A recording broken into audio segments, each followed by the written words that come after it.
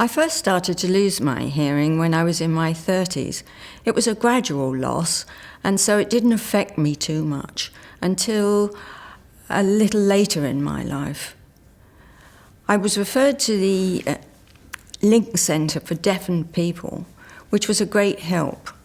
It made it easier for me to help myself, being able to tell people that I was deaf and to accept that my deafness was there. I had several checkups at the hospital where I was fitted with hearing aids, first of all analogue hearing aids. And then in the 90s, I was pronounced profoundly deaf, and I was fitted with digital hearing aids, which really didn't help me at all. So I continued there with the analogue hearing aids. By the time I got to 2014, I really felt that I could cope with a cochlear implant. I was referred for my doctor here at the university, and that was in November. And from then onwards, it was towards my hopes of a cochlear implant. I had my implant done in March 2016. I wasn't a bit worried about it because if it hadn't have worked, I would be no worse off. Fortunately for me, it was a great success.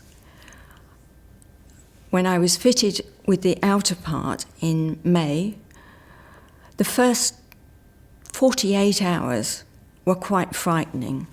I heard every sound, my breathing, footsteps, clocks ticking, my own voice, and I found this really frightening. But after the 48 hours, it settled down, and things that didn't matter seemed to go to the back, and I started to hear conversation, not very clearly, but clearly enough that I knew things were happening. After about a month, things were much, much clearer. Voices were clear. I could hear birds, I could hear animals, I could hear traffic. It was quite amazing. And I have just now had my 6-month check. And for me, the hearing is absolutely perfect. I know it probably isn't. I still wear one analogue hearing aid, which gives me a balance of sound.